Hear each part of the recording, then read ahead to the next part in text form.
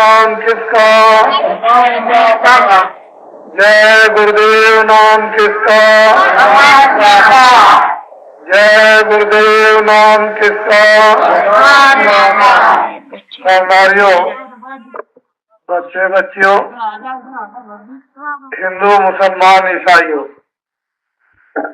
ये जो कुछ भी आपको इस जमीन पर, इस धरती पर दिखाई देता है, ये सब उसी परमात्मा का जलवा है। भगवान ने किस विधि और तरकीब से ये रचना की है और उस रचना का इस मृतलोक में एक छोटा सा अंश दिखाई देता है। ये सब धरती पर जीवात्माएं परम पिता परमात्मा की भेजी हुई, इनको यहाँ पर लाया गया जब कोई पाप और पुण्य नहीं था, तो सब जोगी थे, सब विज्ञानी थे, सब कृतार्थ रूप थे, सबको बोध था, सबको दर्शन होते थे और सब आनंदित थे और सब परम कल्याणकारी। जब शरीर छूटा तो जीवात्माएं जहाँ पे आई, उसी परम स्थान पर उस परम पिता, उस प्रभु के पास पहुंच जाती थी। पीछे ये देखा गया कि ये खेल तो सब खत्म हो जाएगा अगर यही रास्ता जारी रहा, तो फौरन यहाँ पर विशेष शक्तियां भेजी गई। उन शक्तियों ने 4 वेदों की रचना की, जिनमें 80,000 उपासना कांड, जिनमें 80,000 कर्म कांड और 16,000 उपासना कांड और 4,000 ज्ञान कांड। और उन ऋषियों मुनियों ने जिनको भेजा, उन्होंने उस विधान का इस भारत में मनुष्यों में प्रचार किया। जो जो इन कामों को करेगा उसको कर्मों के बंधन में आना पड़ेगा। उसने 4 खाने 84 लक्ष्योनियां बनाई, अर्थात नर्क बनाई, और पाप पुण्य का एक विधान बनाकर आपको सुना दिया। संपूर्ण आजादी उसने आपको दे दी। आंख की, कान की, वाणी की, मन की, बुद्धि की, ये हाथ और पैरों की मानवता, सब आपको स्वाधीन अधिकार दे दिया और ये सुना दिया कि जो जो इन औजारों पे काम करेगा उसको सजा मिलेगी। सजाएं उन्होंने सुना दी। हम लोग सबके साथ अच्छे बुरे कामों को पहले तो समझते थे, करने में हिचकते थे, डरते थे, संकोच होता था, मान हानि का भय था, माता पिता बड़ों की शर्म थी। लेकिन धीरे धीरे जब आप उन बुरे कर्मों में फंस गए तो डर भय, लोक लज्जा, माता पिता बड़ों की शर्म सब खत्म हो गए। किए हुए कर्मों का भोग तो आपको ये निश्चित ही भोगना पड़ेगा।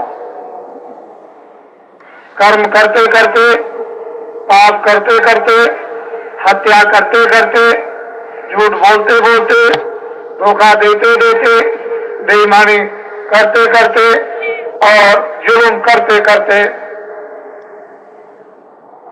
जब पापों का घड़ा भर जाता है तो कोई उस परमपिता परमात्मा के निर्देश से शक्ति भारत में आती है। उसको राम कहो, कृष्ण कहो, ईसा कहो, मोहम्मद कहो, या जिन शब्दों में आप समयानुकूल ऋषि मुनि सिद्ध जो कुछ भी आए आप चाहे कहें, और फिर वो बड़ा हुआ पापों का घड़ा फूटता है, विद्रोह होता है, विक्रांति होती है, हाहाकार मचता है, भूख से मरते हैं, अकाल पड़ता है, अकाल मृत्यु होती है, अनेक विविध भांत की घटनाएं होती हैं। ये हमारी धर्म पुस्तकें हमको याद करा रही थी, लेकिन अब हम लोगों ने उन धर्म पुस्तकों को त्याग दिया। पढ़ना लिखना सोचना समझना भुला दिया। जो लिखा है उसको हम कभी नहीं करते, उस पर हम कभी नहीं चलते, न हम खुद अमल करते हैं न दूसरों को कराते। इससे ये मालूम होता है कि न गीता मानते हो, न रामायण, न वेद मानते हो, न साथ, न मंदिर मानते हो, न गंगा, न काबा मानते हो, न कुरान, न आप वजू करते हो, न पूजा। ऐसा मालूम होता है कि ये सब कुछ एक बनावटी और दिखावटी रस्म और रवाज तो तरीका आपने बना रखा, और दिन आप इस तरफ के खराब लाकर खड़े कर दिए हैं कि चारों तरफ कुछ भी दिखाई नहीं देता। मैंने उस दिन एक संक्षेप में सूरदास की बात आपको याद दिलाई, जो यहाँ ब्रज में उन्होंने निवास किया था और कुछ ज्ञान पाया। बहुत दिन पहले आगे का आपको समाचार देते हैं कि अरे मन धीरज क्यों न धरे। संवत 2000 के ऊपर ऐसा जो पड़े, पूर्व पश्चिम उत्तर दक्षिण 34 काल पड़े। अरे मन धीरज क्यों न धरे। कब सूरदास हुए, सबकी बात प्रमाण देकर के आपके सामने रखते हैं। संवत 2000 के ऊपर, 3000 के ऊपर नहीं, 2000 के ऊपर ऐसा जो पड़े, पूर्व पश्चिम उत्तर दक्षिण 34 काल पड़े। अकाल मृत्यु होगी जग माही, प्रजा बहुत मरे।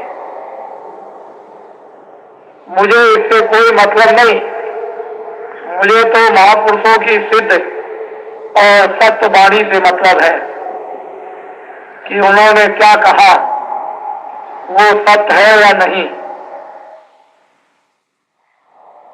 22 बरस पुन सज्जुग आवे, धर्म की बेल बढ़े, अरे मन धीरज क्यों ना धरे। हजारों वर्षों के लिए सज्जुग आएगा इस कलयुग में, और कलयुग अभी खत्म नहीं होगा, लेकिन कलयुग में सज्जुग लग जाएगा। सोवरण फल पृथ्वी फूले, सुख की दशा फिरे, अरे मन धीरज क्यों न धरे। काल जाल से कोई बचेगा जो गुरु का ध्यान धरे। सूरदास यह हर की लीला तारो नाई तरे। सूरदास ने 1000 बरस के लिए या 1500 बरस के लिए, संवत के लिए क्यों नहीं कहा? यही उन्होंने क्यों कह दिया कि संवत 2000 के ऊपर? उधर मुसलमान फकीरों की किताबों में लिखा हुआ है कि 14वीं सदी के अंत में इंसानों में कोहराम मचेगा, कोलाहल होगा, त्राय त्राय मचेगी।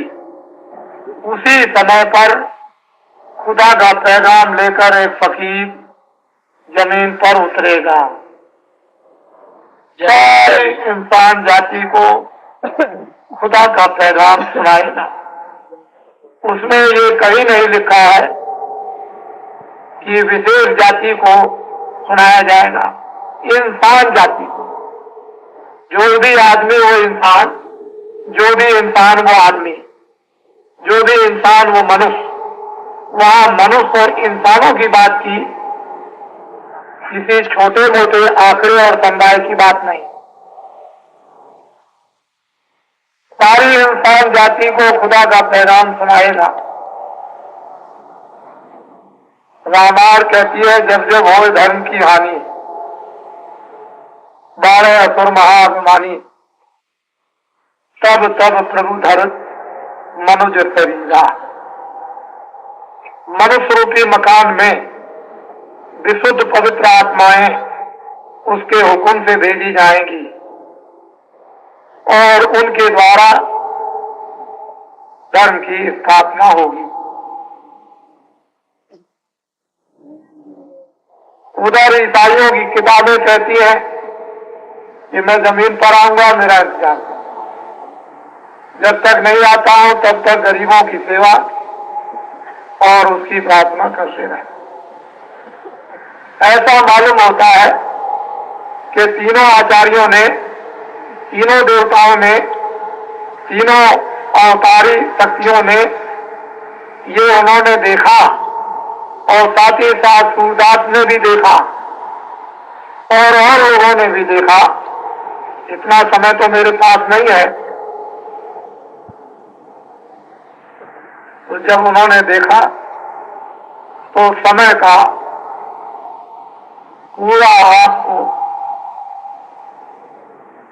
दृश्य सामने खींच करके रख दिया। अब ये ठीक है कि अपने पास में समय नहीं, बुद्धि नहीं कि हम आत्माओं के नजदीक बैठकर कुछ अच्छी बातों को दूर तक सोचें और समझें, विवेक और विचार करें। और मैं आपको ये कहना चाहूंगा कि फकीर महात्माओं की बातें कभी मिथ्या नहीं होती। इस पर हम सब लोगों को, धरती के इंसान और आदमियों को, ये तो धर्म क्षेत्र स्थल है, धर्म क्षेत्र भूमि है और ये धर्म पुराण एक अड्डा है और ऋषियों मुनियों का एक यहाँ जमघट हमेशा लगा रहता है। उसका हमें सबको गौरव व अभिमान होना भी चाहिए। और वो लोग, उनके कभी वचन, वाणी, कलाम गलत, मिथ्या, झूठ नहीं हो। बाबा जी ने आपके सामने एक छोटी सी बात रखी, उसी में लोगों को संदेह हुआ। मैंने कोई ऐसी बात नहीं रखी कि आपके ऊपर कोई दबाव डाला जा रहा है, ऐसी कोई बात नहीं। मैंने तो ये कहा कि पापों का घड़ा भर गया, आप लोग इसका प्रयत्न करो कि पापों का घड़ा भरे नहीं। एक कंस ने बच्चे 7 मार दिए, उसके लिए कृष्ण भगवान को जन्म लेना पड़ा। ऋषियों का खून लिया गया, उसके लिए राम को जन्म लेना पड़ा। जब आपकी किताबें, जिनको हम सिर माथे रखते हैं और पूजते हैं, जब वो कहती हैं तो सतयुग बीत गया, त्रेता बीत गया, द्वापर बीत गए, कलयुग का काफी कई हजार का समय बीत गया, मुसलमान सम्राटों का समय चला गया, 700 वर्ष, अंग्रेजों का 150 साल। क्यों भाई, यही समय क्या ऐसा आया था? ये सब सृष्टि तो भगवान की है। उन्होंने तो किताबों वेदों शास्त्रों में लिखा है कि मैंने सबकी किस्मत और प्रारब्ध बनाई, तकदीर बनाई, उनके लिए सब सामान रखा, सबको विश्वास दिलाया जा रहा, ऋषि मुनि महात्मा किताबों से और अपना। तो जब सब कुछ उसने आपके पालन पोषण के लिए रख दिया जन्म पत्री बनाकर, फिर उसने ये कहा कि मैं किसी को सोने नहीं देता हूं खाली पे, चाहे जीव जंतु हो, चाहे पंछी हो, चाहे कीड़ा हो, चाहे मनुष्य हो, सबको जब रात को सुलाता हूं तो उसके पेट में कुछ न कुछ डाल देता हूं। जहां भारत का धर्म, भारत का ज्ञान, भारत का विश्वास ये आपको बात याद दिलाता हो तो क्यों भाई ऐसी बात क्या आ गई, जरूरत पड़ गई कि देश में आबादी ज्यादा बढ़ गई, अब अन्न नहीं है, अब चीनी नहीं है, अब चावल नहीं है, अब गुड़ नहीं है, और अब ये नहीं है, अब ज्वार मक्का बाजरा नहीं है। ये सब ऐसी बातें क्यों आई? इससे मालूम होता है कि धरती को आपने नाराज किया, हवा को नाराज किया, आपने पानी को नाराज किया, अग्नि को नाराज किया, आपने आकाश को नाराज कर दिया। ये तो सब देवता थे, ये तो किताबों में आपको बता ही रहे कि देवता है, तो इनको आपने नाराज कर दिया। और नाराज करने के बाद फिर आप इनसे आराम चाहते हो, आप इनसे सुख समृद्धि चाहते हो, तो ये कैसे हो सकता है? तो अल्प अज्ञान अवस्था जब अपने दुष्कर्मों की आई और बुद्धि विकृत हुई तो लोगों ने सोचा कि हम तो इनको कुछ नहीं दे सकते, खाना पानी ये वो कपड़े लत्ते। क्यों भाई, यही आया कि करोड़ों को गर्भों में सफाया कर दिया, करोड़ों के गर्भ गिरवा दिए, 4-5 महीने का बच्चा साफ कर दिया, जबरन कर दिया। कितने अधिकारी कभी तेरी चौखट ना।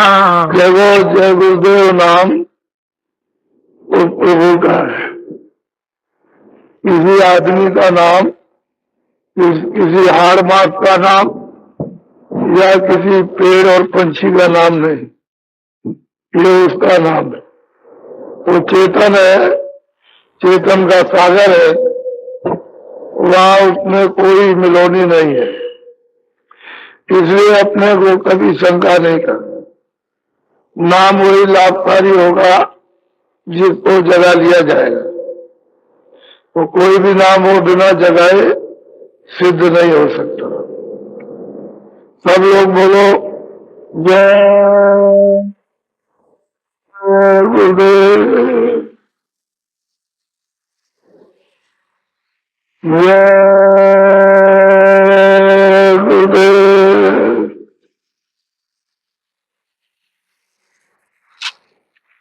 ये जितने भी तीर्थ भरत जय तप गंगा जमुना पार पूरा पश्चिम, ये सब उस गुरुदेव में समाया है।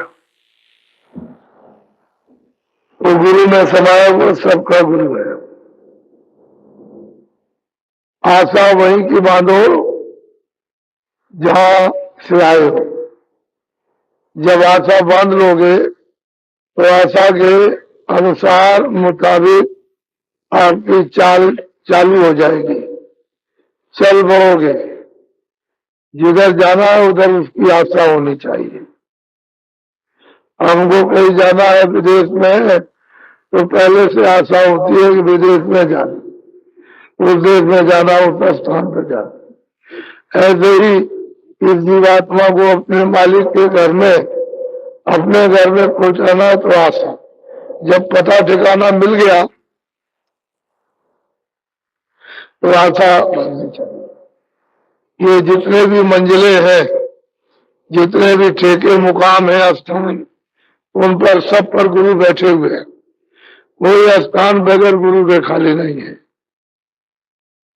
इसलिए किसी को ये चिंता नहीं करनी है कि मैं किसी स्थान पर जाऊंगा तो मुझे नहीं मिलेंगे, ऐसा नहीं। वो हर स्थान पर मौजूद है। तुम सिर्फ वहां पहुंचो तो फिर अपने आप पहचान लोगे, क्योंकि वो तो उनकी बैठक है। बगैर उनकी बैठक के वो भी नहीं टिक सकते, वो भी नहीं रह सकते उस पर। उनकी बैठक तो रहनी जरूरी है। वो तो सत्ता है,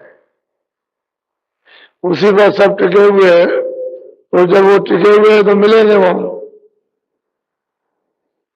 इसलिए आप कभी शंका मत करो, सीधे अपने को अलग थलग हो गए हो मिलना है, उससे जुड़ना है, उसके नाम से, उसके शब्द से, उसकी आवाज से, उसके बाजों से। बोलो जय गुरुदेव। अच्छा,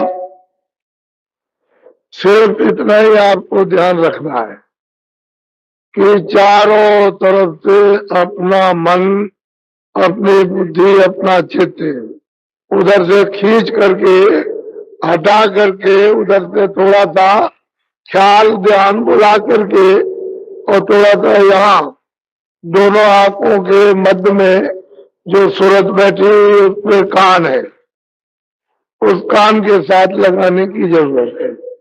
इसलिए कान के साथ लगाना जरूरी है कि जब कान ध्यान देकर सुनने का काम करने लगे तो इन लोगों ने ये सब पर्दे इकट्ठे किए तो इनकी मदद मिल जाए, बुद्धि, मन और चित्त की, ताकि पर्दा साफ हो जाए।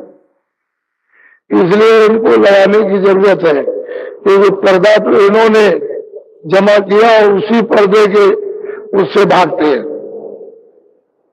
वही पर्दा इनको खींच ले जाता है। तो थोड़ा का कानों का जब ये साथ देंगे तो कान जब सुनने का काम करेगा तो सफाई होने लग, पर्दा छटने लगे, पर्दा छटेगा, कटेगा, उसका मैल झड़ेगा, तो आंख धीरे से कान खुलने लगेगा और सुनाई देना। कल बहुत लोगों को सुनाई दिया, लेकिन वो साफ आवाज नहीं है, वो तो हम जानते हैं कि साफ नहीं है, क्योंकि साफ करने के लिए थोड़ा सा मेहनत करनी पड़ती है ताकि कान साफ हो जाए, खुल जाए। तो अभी भजन में बैठाऊंगा, अभी टाइम हमारे पास बहुत है। जब पूरा समय हो जाएगा तब मैं आपको आवाज दूंगा, खोलो, तब तक नहीं। तब तक आप कपड़ा निकालो, सिर पर कपड़ा डालना, और देखो ये बैठक यहाँ समझ लो, ये बैठना सीख लो। ये बच्चे बच्चियां इस तरह से आंख को बंद करेंगे, कान को बंद करेंगे। ये बैठक सबसे सुलभ है, कहीं जंगल में किसी जगह कोई चीज की जरूरत नहीं, बस ऐसे बैठ गए इस तरह से। 2-4 दिन बैठना आ गया तो फिर इसमें कोई दर्द जो होता है बैठे रहिए आप, घंटा भी लगा दीजिए, 1.5 घंटा 2 घंटे, कुछ नहीं होता, क्योंकि सुडौल बैठक है। इसमें मन, इसमें इधर उधर नहीं जाएगा कहीं। ऐसे बैठे, आग बंद किया, कान बंद किया, ये अंदर जीवात्मा में सूरत में कान है, उससे सुनने का काम करना ऊपर की तरफ। तो ये तो इसके ऊपर बैठी आकाश के ऊपर, तो वही उसका कान है, ऊपर का ऊपर सुनेगा, ऊपर का कान ऊपर की आवाज सुनेगा और नीचे का कान नीचे की आवाज सुनेगा। तो ये नीचे के कान कौन है? ये शरीर के, शरीर की 2 आंखें, शरीर की 2 नाक, ये नीचे है। तो नीचे वाले आकाश के जो शब्द होता है, जो दृश्य होता है या जो महक होती है, उसको ये काम करते हैं। और अंदर का कान और आंख ऊपर से काम करेंगे, इस आकाश के ऊपर दिव्य कान से आपको सुनने का काम है।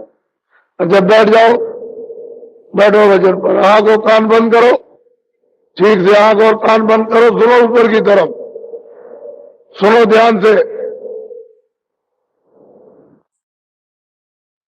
गुरुदेव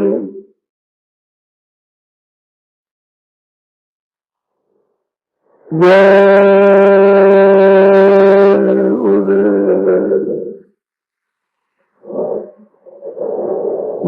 गुरुदेव नाम किसका, जय गुरुदेव नाम किसका, जय गुरुदेव नाम किसका। सतगुरु सतराम तुमको लाओ परिणाम।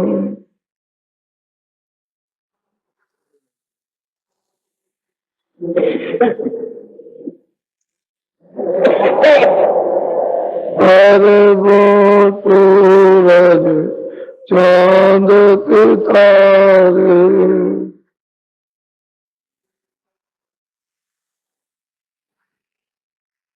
रोम रोम में करे उजारे।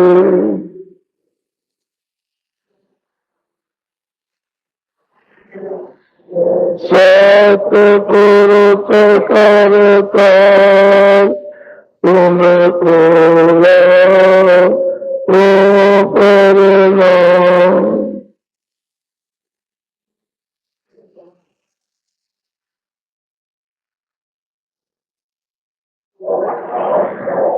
अरे वो सूरज चांद सितारे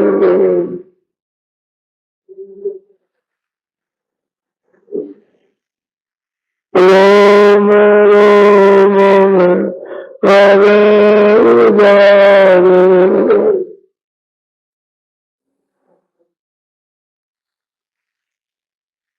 अलग पुरुष करता तुमको लाओ परिणाम।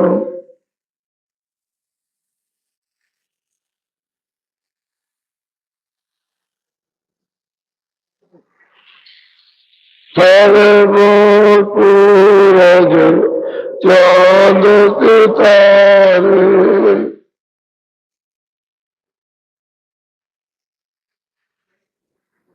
रोम रोम में करे उजारे।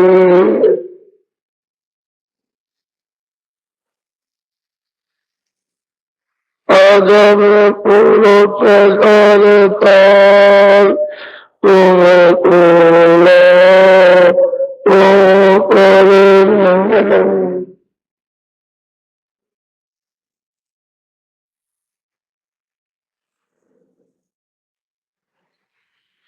नील नील पति मान उतारे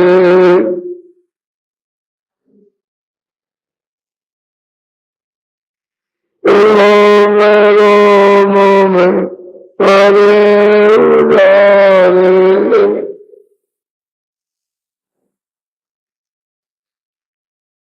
अनामी पुरुष करता तुमको लाओ परिणाम।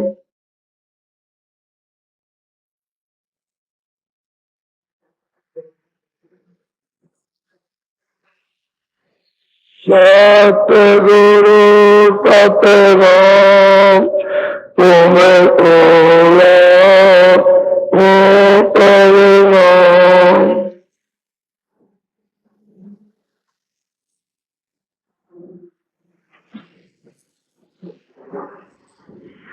तुमको लाओ परिणाम।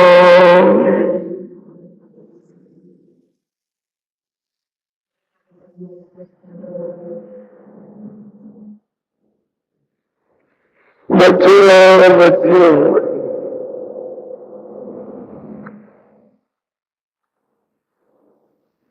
ये मनुष्य शरीर उसने आपको थोड़े समय के लिए अमोलक किया। उसने ये कहा कि मेरा जो विधान है इसका तो कल्याण पालन सब। उसने ये बताया कि शाकाहारी रहना, हिंसा मत करना, ये बताया कि झूठ मत बोलना, धोखा मत करना, बेईमानी मत,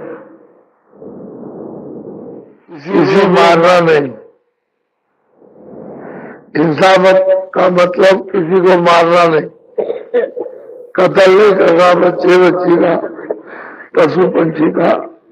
तो मेरा ये विधान बना हुआ है और मेरा शरीर शुद्ध है, मेरे शरीर को तुम गंदा मत करो। और अपने जीवात्मा बैठी है तो उसको जला लो, जाग जाएगी तो उसको महात्मा से किसी से मिल लो। उसने कहा कि मैं कोई रोक टोक नहीं करूंगा, तुम जाके मिल लो, उससे रास्ता ले लो और जल्दी से भजन करके नाम पकड़ करके वापस अपने देश में चले जाओ। ये मेरा देश दंडित है। उसने साफ कहा कि मेरे देश में जो विधान बन गया है दंडित है, उसकी सबको सजा मिलेगी। जगह में किसी को छोड़ता नहीं। मुझे धोखा न खा जाए कि मैं रामायण पढ़ता हूँ, गीता पढ़ता हूँ, पुराण पढ़ता हूँ, पुराण पढ़ता हूँ, बाइबल पढ़ता हूँ, गंगा स्नान, जमुना स्नान, देवी का दर्शन करता, पहले कुछ जो करोगे उसका दंड दिया जाएगा। ये मेरा मकान है, मैंने मृत्यु में तुमको दिया, उसका ये विधान। अब आप क्यों कहते, क्यों करते हो, क्यों कहता वो कुछ भी करो मैं दंड दूंगा, सीधा सीधा उसको। अब उसके तो कहते मैं काल हूं, तो खुद कहते हैं कि काल रूप में चंकर भ्राता। तुम्हारे रामायण में लिखा, तुम कैसे काट सकते हो, कैसे काटोगे? काल रूप में चंकर भ्राता, सुबह से कर्म फल जाता। मैं सुबह से कर्मों का फल देता हूं, बिल्कुल साफ आपको बताया, और आप उस बात को नहीं मानते। कर्म प्रधान विश्व रचना का, ये विश्व की रचना कर्मे पर आधारित है। ये प्रधान कर्म है जिसका अधिकार आपको दिया उसे बनाया। क्यों जस करें सो तक पैसा खा। तुम्हारी रामायण कहती है जिसको तुम पढ़ते हो, तो मैं अपने घर की बात तो नहीं कह रहा हूं। इसलिए उसने कि देखो मेरा ये, मैंने तुमको आज की तारीख में शुद्ध दिया, शुद्ध दिया। अब मेरे बर्तन में गंदी चीज मत रखना। उसने बिल्कुल कहा, उसने बनाया, वो कहता मैं तो काल हूं। वो खुद कहता कि मैं काल हूं। काल रूप में चंकर भाई भाई, मैं सबका काल हूं, मैं किसी पर रहम नहीं करता। तुम जितना रोते रहो, गाली देते रहो, एक बात तुम्हारी नहीं सुनी जाए। जो जस करे सुतक पैसा, जो जैसा करेगा वो। और इसमें गंगा जी क्या करेंगे, क्या जमुना करेंगे, क्या कोई मूर्त करेगी, क्या हनुमान करेंगे, क्या काबा करेगा, क्या मस्जिद करेगी, क्या चीज करेगी? वो कहते हो काल रूप में चंकर बात, मैं काल हूं, मैं काल हूं। जिस भगवान कहते हैं मैं काल हूं, काल भी हो, कालों का भी काल हूं, मैं काल का भी काल हूं। वो स्वयं कह रहे कि मैं काल। तुम्हारी उसी गीता में लिखा, मैं अपने घर की बात नहीं कह रहा, उसी में पढ़ो। जब लिखा है तो तुम हमारी बात क्या, जो सत्य है उसको कह रहे। इसलिए वो यह नहीं छोड़ेगा, किसी भी तौर तरीके से नहीं छोड़ रहा। ये तुम्हारा भ्रम है, अज्ञानता है कि मैं नालूंगा, मंदिर में आऊंगा, ये रामायण पढ़ लूंगा, गीता पढ़ूंगा, कुरान पढ़ूंगा, इबादत कर लूंगा, मस्जिद में चला जाऊंगा, मंदिर में, तो हमारे पाप ये निकल जाएंगे, हमको हम सजा गुनाह माफ। ये नहीं कुछ है, उसका ये कुछ नहीं कर, ये सब काम वो नहीं करता। ये जो काम है वो सब महात्मा करते हैं। वो वापस अगर तुमको अपना कर्म माफ करवाना है, दिलवाना है, तो महापुरुषों के जाओ, वो नहीं होता। मुझे कहता है जो जैसा करोगे मैं उसका बैठा। वो धोने वाला बिल्कुल नहीं। इसलिए उन्होंने कहा ना केवट से, केवट देख इधर आना रोज रोज, दर्शन देना, दर्शन करना, और ये है जुक्ति भजन करने की, रोज भजन करना, भजन। तो हम लोग वैसे तो ये गोस्वामी महाराज कह रहे, केवट तो दूसरा है, ये केवट नदी पार उतारने वाला नहीं है, वो दूसरा केवट है। उसको समझा रहे कि रोज भजन करो। आप लोग केवट क्या, तुम तो इसको केवट समझ रहे हो कि नदी को नाव पर बैठा के पार उतार दिया, वो केवट नहीं है। इसलिए वो कहते हैं कि रोज आना और रोज भजन करना। कहाँ बैठ करके? घाट पर बैठ के रोज भजन और रोज दर्शन देना। तो अब वो बात इसको समझना चाहिए। तो यहाँ कुछ छूटता नहीं।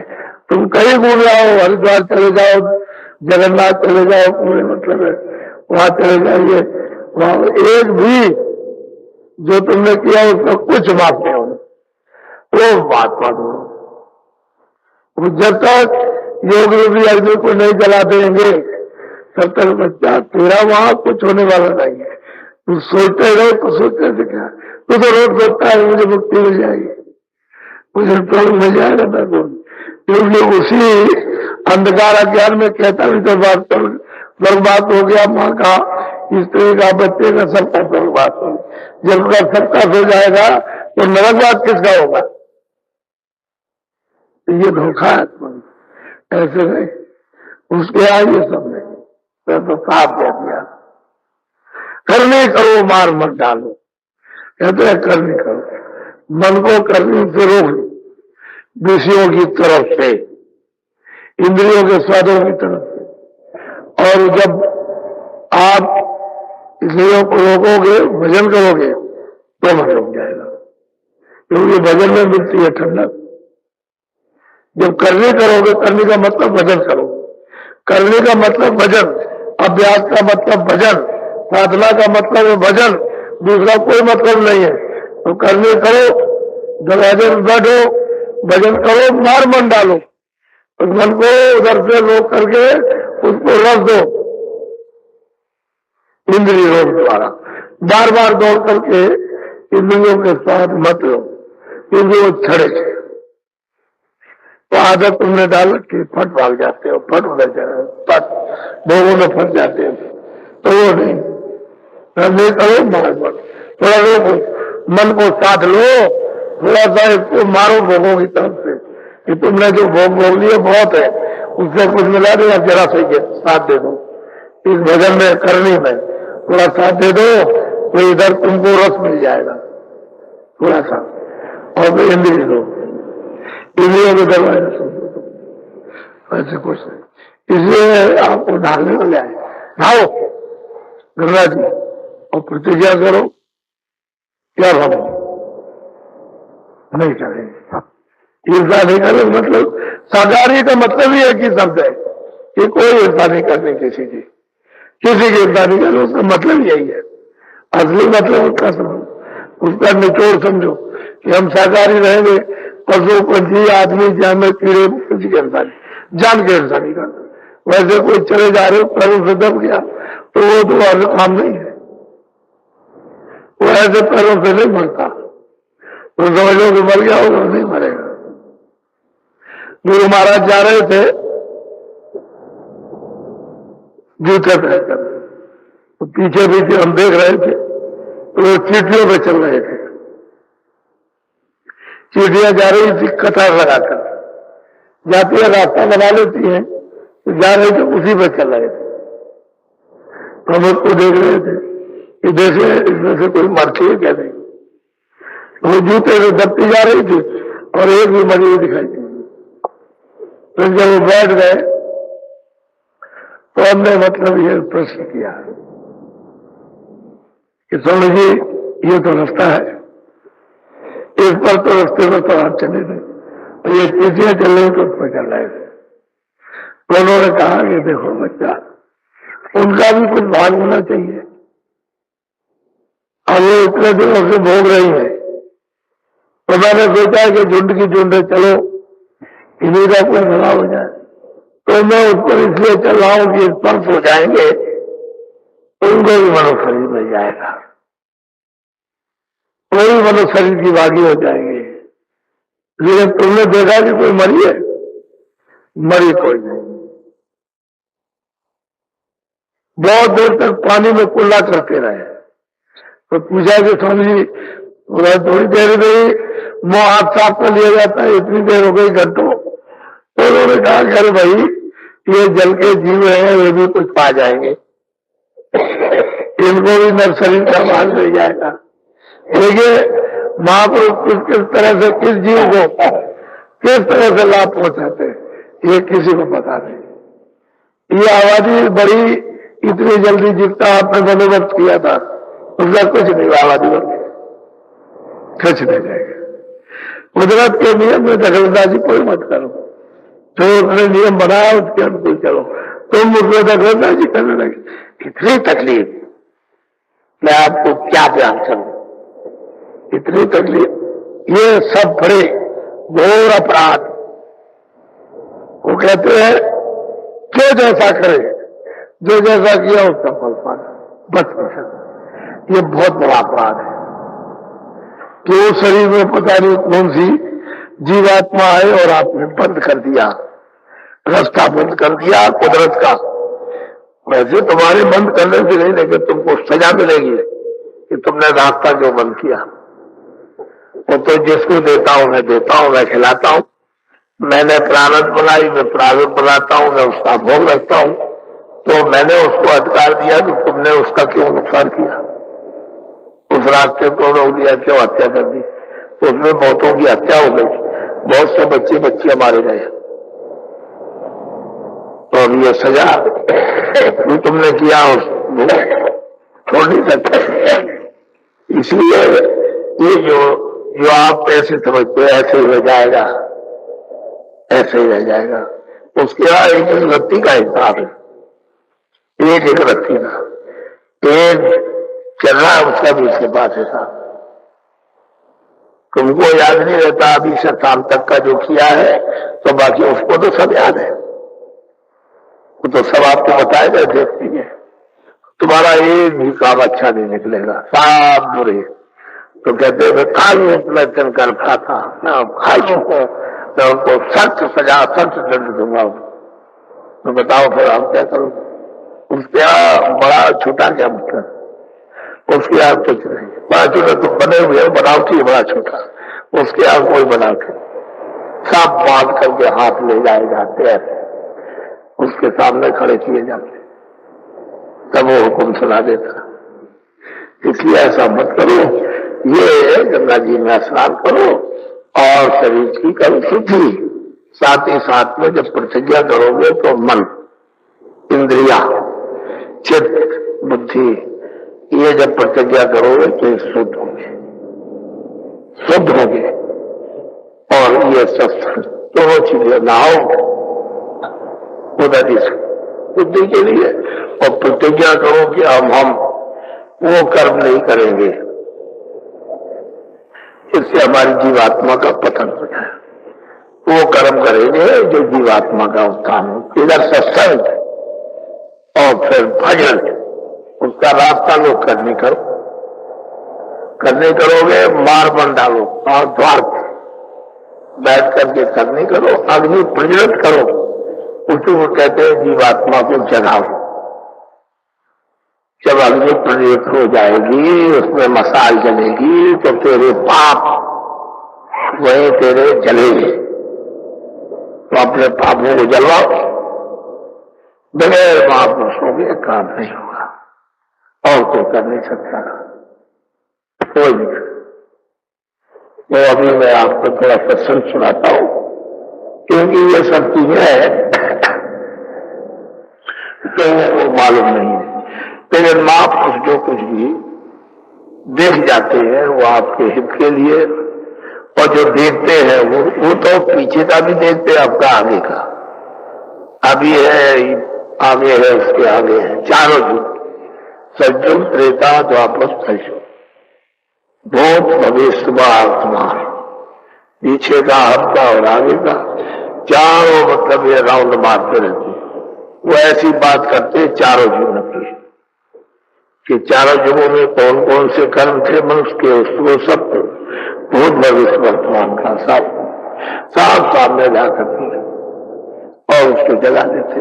ये अनादिकाल से किस किस तरह से किस किस युग में भटक गया और अब ये कलयुग आ गया। कलयुग का मतलब नहीं समझे, कलयुग का खर्च इधर करो इधर ले लो,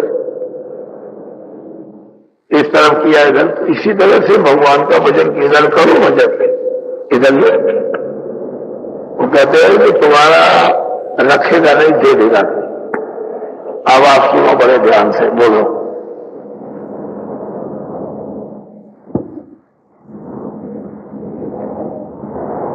सावन आया मास दूसरा, सास मारी घर आया ससुरा। एक तो अषाढ़ होता है, जब गर्मी समाप्त होती है तो अषाढ़ का महीना पानी बरसने के लिए लगता है। आशा लेकर के जीव जब इधर आता है जन्म लेता है, आशा ही से जन्म होता है। जा आशा का बासा, जिसकी आशा वायु में है उसकी वायु में जन्म, जिसका आशा जिसके जल में है उसका बासा जल में, जिसकी आशा पृथ्वी में उसका बासा पृथ्वी। आशा ही से जन्म होता है। जहां जहां वासना है वहीं ले जाती चीज, वही उसको जलवा देती है। अगर आपकी चेतन में आशा है तो चेतन में बासा मिलेगी, जड़ में आता है तो जड़ में बासा मिलेगी। तो कहते हैं जीव मतलब है वो वासना लेकर के शरीर छोड़ा, वैसा ही उसको वो बॉडी मिल गई कर्मानुसार। क्योंकि जैसे कर्म होते हैं वैसे आशा बनती, वैसे आशा बनती, वैसे बासा मोटा काम सीधा था। तो कहते हैं सावन का महीना, बरसात साल में होती है और वो हरा भरा सावन का महीना हो जाता है। रेम झेम रेम झेम रेम झेम पानी बरसता है, दृष्टांत देते हैं महापुरुष। तो कहते हैं सावन का महीना आया। दूसरा आशा मरी, अब उसको हरियाली दिखाई दी। बोलो। काली घटा श्याम मन हुआ, श्याम कांज में ये मन मुआ। बात यह है कि साधक के लिए जो भजन करता है उसके लिए उन्होंने बताया कि जब वो दरवाजे पर बैठ करके मन को, बुद्धि को, चित्त को और सूरत जब काम लेती है अपने कानों से या आंख से काम लेती है, तो कहते हैं कि चारों तरफ की आशा उसकी मरी। जब सत्संग मिला तो आशाएं सब सिमटती है, अगर इसमें कुछ नहीं, इसमें कुछ नहीं है, इसमें कुछ नहीं है, इसमें कुछ नहीं, और जीवन सब इसी में खपा दिया और पूर्ति इसमें नहीं मिली। तो इधर से महापुरुष बताते हैं दोनों आंखों के मध्य में, यहाँ तुम बैठ जाओ घाट पर और यहाँ बैठ करके लो। अब तुम मतलब ये आंख देखो और सुनो, तीसरी आंख से तीसरे कान से। तो कहते हैं कि तुम्हारी जितनी भौतिक आशा है सब चमक जाएगी और फिर क्षय हो जाएगी, यानी बिल्कुल चली जाएगी। तो कहते हैं कि मन तब उधर सुनता है और काली घटा दिखाई देती है बिल्कुल एकदम। उस काली घटा में जब दृष्टि रोकते हैं तो कहते हैं कि जाम का कभी काला कभी सफेद, कभी काला कभी सफेद, कभी काला कभी सफेद, कभी नीला कभी सफेद, कभी नीला कभी सफेद। ये रंग रोगन बदलते हैं उसके कर्मों के। तो कहते हैं उसी में जब दृष्टि रुकती है, एकाग्र होती है, तो मतलब ये है कि फिर वो कमल खाता है, वो प्रकाश था, वो कमल खिलता, तो मन कैसा हो जाता है जैसे भौरा। उसको जब मिली खुराक मिली, जब उसको खुशबू मिली तो हाथ से खोने लगा, मत उसी पर वो मुड़ जाता है। नहीं तो मन ऐसे अपने विषयों को नहीं छोड़ता, ये इसका आदि हो गया इंद्रियों का। दरवाजे में रस लेते लेते लेते लेते नहीं मिलता है, जाता है, लेकिन वो आदि है। अब वो क्या करे? अब इधर आकर के घाट पर बैठ करके जब इधर से मुड़ेगा संसार की तरफ से और यहाँ आएगा सिमट करके, तो तब इसको ये भौरा बन जाएगा, तो उसी पर बढ़ाएगा। ऐसे कर कभी कभी तो ऐसा हो जाएगा कि उसी में बंद हो जाएगा, बस फिर निकलेगा निराश, मस्त रहेगा। ऐसा होता है। बोलो। गरजे बादल चमके बिजली, मन सामोई आशा। बादल गल गल गरजता है और बिजली चम चम चम चमकती है। वो दृश्य बड़ा अनोखा मालूम होता है, दिखाई देता है, सुनाई देता है। बादल खुद गरजते, बड़ी ये बादल नहीं है, उधर बादल गरजते हैं तो बड़ी मधुर, वो कहते हैं मधुर। वो सभी कुमारी रामायण में लिखते हैं, जिसको रोज पढ़ती हो, मधुर मधुर गरजे घन घोरा, बड़ी मिठास के साथ गरजते हैं, उसमें बिजली चमकती है। दामिन दमक रही घन माई, उसी में कहते हैं वो चमक रही है, दमक रही बिजली चमचम करती है, बादल गरजते। उनके मुख से गर्जन होती है, जिस गर्जन में आवाज होती है वे बिजली चमकती है, उसी में वो प्रकाश है। आवाजें में प्रकाश है, आवाज से ही प्रकाश निकलता है। तो बादल गरजते हैं, दामिन दमक रही, बहुत तेजी से लप लप करती है।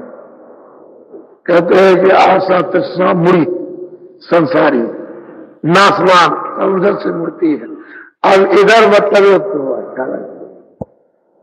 अच्छा लगता बस आने लगा, और वो चमक उसको खींचने लगी, अपनी तरफ आकर्षण करने लगी। तो गरजे बादल, चमके बिजली और आशा, ये मोड़ी। बोलो। दोने अनंत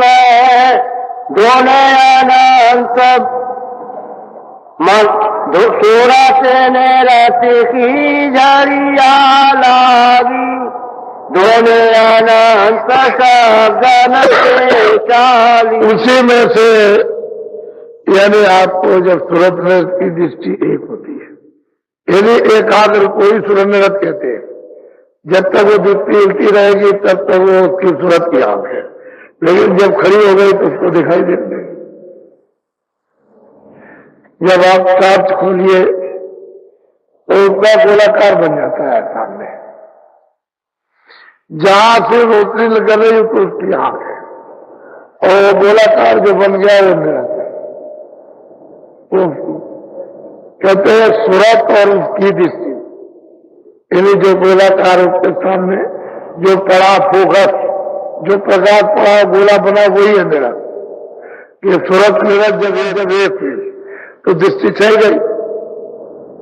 तो कहते हैं कि सर्व अनंत हो, उसी गर्जन में से जो बादल गरज रहे, बिजली चमक रही है, दमक रही घनमाई, और खलगी प्रीत यथार्थ नहीं। ये मन जो है इंद्रियों के दरजा में बैठ करके भोगता था, अब इसका ठिकाना नहीं रहा, क्योंकि ये उसी तरफ से आया था, उसी गरज को, उसी ने उस आनंद को छोड़ा था। तो जब उसके कानों में वो गर्जन वो पड़ी जिसको छोड़ा था, बस मुड़ उस तरफ। तो कहते हैं उसी गरज में से अनंत हो स्वरम निरंती जब दृष्टि ठहरी, एक बनी एकाग्र हुई, कंसंट्रेशन हुआ तो वक्त एकदम अनंत हो दूरी, उसमें से झड़ी लगती है, यानी जैसे फुहारा चलता है, झड़ी कहते हैं बरसात में रिमझिम रिमझिम रिमझिम बूंदें पड़ती रहती है, जोर से पानी नहीं गिरता, न ज्यादा छोटी छोटी फुहारेदार बूंदें गिरती रहती है, उसको कहते हैं झड़िया लाल। उसमें से रस करता, रस मतलब अमृत के, अमृत बरसता है। और जब उधर जाएंगे, उधर जब पहुंचेंगे तो बरसात होगा ना, वो रुकती है, एक बरसात फिर उसकी कुछ और करना। लेकिन अभी वो बता रहे हैं कि देख मतलब ये है कि उधर चल, सावन का महीना आ गया, दरवाजे पर तू बैठ गई और देख उधर से मतलब ये है कि बादल गरज रहे हैं और दुनिया जागृत हो गई। अब सूरत उसको सुनने लगी अपने काम से। बोलो गया के तन लागू, काल आई जब सिर पर गा। अब जिन्होंने ये काम नहीं किया है, जिन्होंने भजन नहीं किया, तो वृद्धावस्था आने लगी, हाथ पैर थक गए, दांत उखड़ गए या दर्द कर रहे, याद नहीं आता है, बुद्धि चक्कर खाती है, तो कहते हैं जब जाने का समय होता है तो ऐसे वृद्धावस्था हमारा। अब वो सूचना दे रहा है कि चलो तैयारी करो जल्दी से, देर मत करो, मैं आने वाला हूं। वैसे तो जब जवान का समय होता है या बचपन में तो ले जाएगा, लेकिन अब वो कहते हैं कि नहीं, वृद्धावस्था अब आने लगी और मतलब आंखों से आंसू, कभी कुछ कानों से सुनाई देना, चला फिरा नहीं जाना। अब ये संकेत मिल रहे कि चलो तैयारी करो, चल रही। बोलो जमपुर से अब सत्य गुरु राखे, बहुत जीव मोती डरता। कहते हैं कि सदगुरु उधर जमपुरी से रोक देते हैं, और जब भजन कराते हैं तो रास्ता बंद कर देते हैं। वो रास्ता ही ऐसा चला के ले जाते हैं तो जाओगे ही नहीं, वो तो रास्ता ही छूट जाता है। जिधर आप जा रहे हो छुड़ा देते हैं कि नहीं इधर चलो, वो रास्ता ही छूट जाएगा।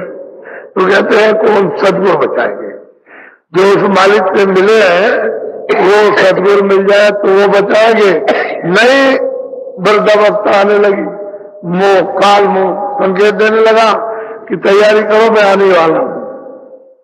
उस समय जीवों की क्या हालत होगी। बोलो काल घटा जब आकर छाई, धारा मौत अधिक बरसाई। चारों तरफ से अंधेरा, सब आपके रास्ते वासना के चारों तरफ से अंधेरा, अब अंदर अंदर जल घेर दिया, बिल्कुल काली घटा ने, ना कुछ दिखाई देगा न सुनाई देगा, बिल्कुल जैसे बियाबान जंगल में।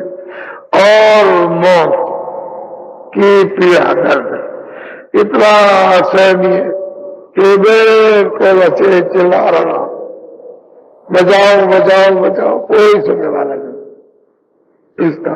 कहते हैं भाई घटा ने चारों तरफ से घेर लिया, सुनना बंद कर दिया, देखना बंद कर दिया, समझना बंद कर दिया, बोलना बंद कर दिया, और एकदम से अब वो मौत की कथा अवस्था है। अब वो खिंचाव शुरू कर दिया, अब इतना करके चिल्लाता है कोई बचाओ। अरे जब ठीक था तब तो बचने का उसने कोई उपाय किया नहीं, अब ये जब ये है कि ये दशा आ गई तो अब कौन बचाए, किसी का साथ किया। कहते हनुमान को मानते हैं, तो हनुमान ही को मानो, राम को क्यों मानते हो। आप कहते हो राम को मानते हैं तो राम को मानिए, ठीक है, तो आप हनुमान को तो कुछ नहीं। जब यहाँ है तो राम को मानने लगे, मथुरा गए तो कृष्ण को मानने लगे, रामेश्वरम गए तो वहां उनको मानने लगे, जगन्नाथ गए तो, हरिद्वार गए तो वहां मानने लगे। और जब मुसीबत ही आई तो जिसको बोला उससे क्या मतलब, तो आपने उसको जोड़ दिया कि हनुमान तुम आ जाओ। वो भी नहीं आए तो कह लगे तुम ही राम आ जाओ, अरे तुम भी नहीं आए तो काली जी तुम ही आ जाओ। कोई नहीं आएगा क्योंकि तुम एक के तो हुए नहीं। अब अनेक खत्म कर लो तो कौन देखेगा आपको, वो कहेगा हुआ जाएगा हुआ जाएगा, वो देख लेगा, वो कोई नहीं आएगा। एक का होना चाहिए। जब एक का रहोगे तो उसको फिक्र रहेगी, कहीं भी रहेगा कि हमारे घर में स्त्री है, भूखा होगी, नंगी होगी, प्यासी होगी, तो देख रेख करेगा। जब अनेक हो जाएंगे तो याद मालूम कितने खत्म कर लिए, एक के किसी के नहीं हुए।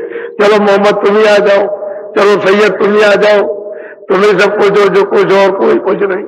तो बात इस मौत के वक्त में कौन काम आएगा, किसको आप बुला सकते हो? तो कहते हैं चारों तरफ से काली घटा, कार्य तुम्हारे कर्मों की छा गई और सब रास्ते उसने बंद कर दिए, न सुन सकते हो, न देख सकते हो, न बोल सकते हो। अब मौत की बरस लो, अब बरसने लगी, क्रिया होने लगी, अब खिंचाव होने लगा। अब एक हो जाते तो किसी को एक को तो किया, एक को जो करते ही बचा लेता। आप बोलो। जीवयाने करे घबराई, काया गरऊ नदी न गवाई। हम कहते हैं कि जीव अनेक मतलब है घबरा रहे, और उन्होंने क्या किया, उसने जितने शरीर दिया था कि इस गढ़ को ढा दिया। क्या घट गिरा देखा, एक आवाज दी उसने, समय पूरा हो गया लल्लू सिंह, मैं उनकी आवाज सुनते ही दराज कहीं गई था, घट गिरा देगा। और बस क्षण भर भी लगेगा